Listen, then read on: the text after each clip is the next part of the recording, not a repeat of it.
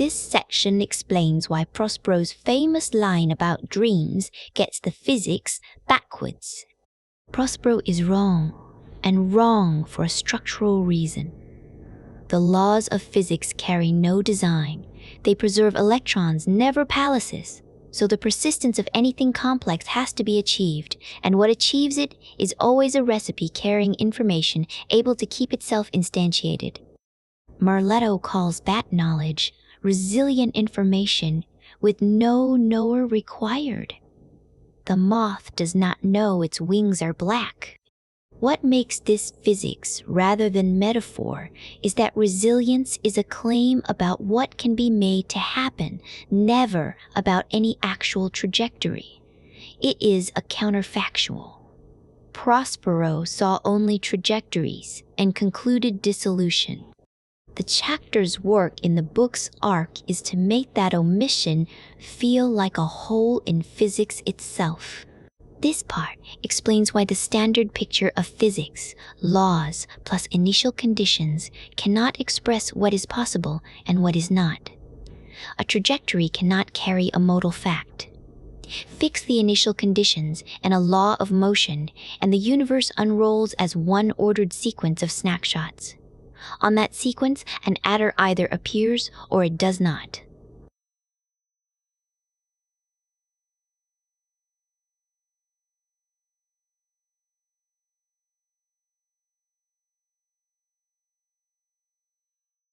On that sequence, an adder, the chess draw is the anchor.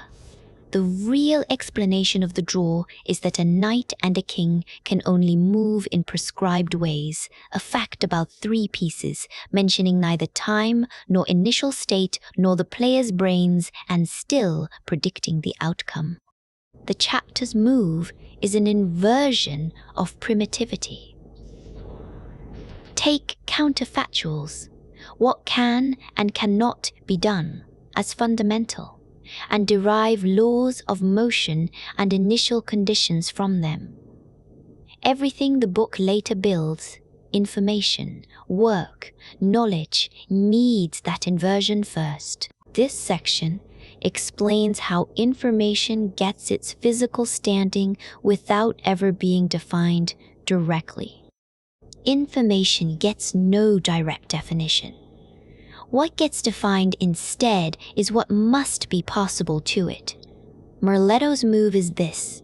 A system carries information exactly when 2 transformations are permitted on it. The first is flip, meaning its state could have been otherwise. The second is copy, meaning that difference can be faithfully reproduced elsewhere. Both transformations are counterfactual. Neither appears in any complete factual description of the system state, which is why energy, color, and frequency are the wrong template for what information is. Information thereby inherits its physical standing from what the laws allow. That is the same standing carried by the attraction between opposite charges. The chapter is the book's first fully worked instance of the substitution it lives by. Replace the question of what X is with the question of which transformations on X are possible. Under that substitution, an entity physics could not hold becomes physical. This section explains why quantum information sits underneath classical information rather than beside it. Quantum information is the substrate, and the classical case only looks fundamental by accident of where physics started. Merletto's move turns the usual order upside down. The classical bit is the degenerate special case, and the quantum one is the general case. Both are defined by which transformations are physically possible on a system. What the system contains does not enter the definitions are physically possible on a system. What the system contains does not enter a spy down. Copying a bit is possible.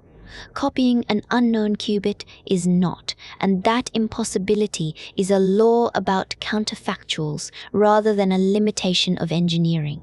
No better apparatus lifts it. Information therefore becomes a property of the set of permitted tasks, and the boundary between quantum and classical becomes a statement about which tasks the world forbids. This section explains how knowledge becomes a physical quantity, defined without any knower.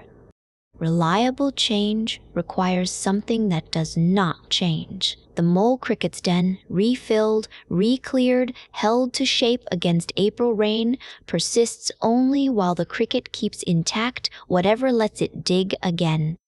Marletto generalizes chemistry's catalyst to cover every such invariant, then pushes one step further. Killing the cricket does not stop the holes, because the genome still specifies one.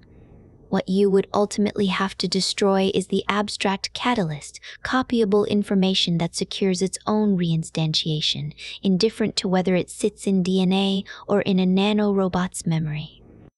The chapter's move is to make Popper's objective epistemology a physical claim. Laws that carry no design supply only elementary steps, so anything reliable and intricate must carry a recipe. This section explains what separates work from heat and why that separation can be made without any statistics at all. Work is the transfer that can be undone. Heat is the transfer that cannot.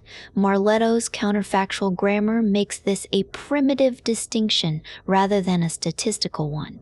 A work medium is a system whose state transitions are all possible in both directions. You can raise the weight and lower it, and the raising is exactly the reverse of the lowering. Heat lives in whatever remains once you demand that reversibility. Nothing here counts microstates or invokes ensembles. The distinction is carried entirely by which transformations are permitted, not by how many arrangements realize them. The second law becomes a statement about possible and impossible tasks, rather than about likely ones. That shift is what the chapter exists to buy. This section gathers what counterfactuals have been doing across the whole book, and then turns that instrument on the book itself.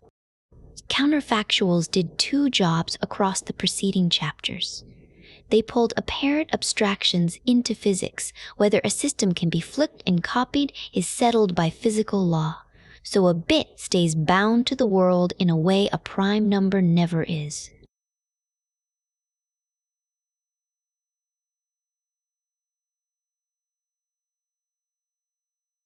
C. A bit stays bound to the world in a way energy, and heat and work. One criterion sits underneath both jobs. Specify a system by which transformations it admits, and never by the state it happens to occupy. Admissibility is the whole specification. The closing move applies that criterion to the book itself. Alexander, having conquered everything, ends poorer in possibility. Odysseus, whose nostos is a return home, ends richer because knowledge made along the route leaves more transformations available afterwards. An ending is good exactly when its counterfactual set exceeds the set it started from.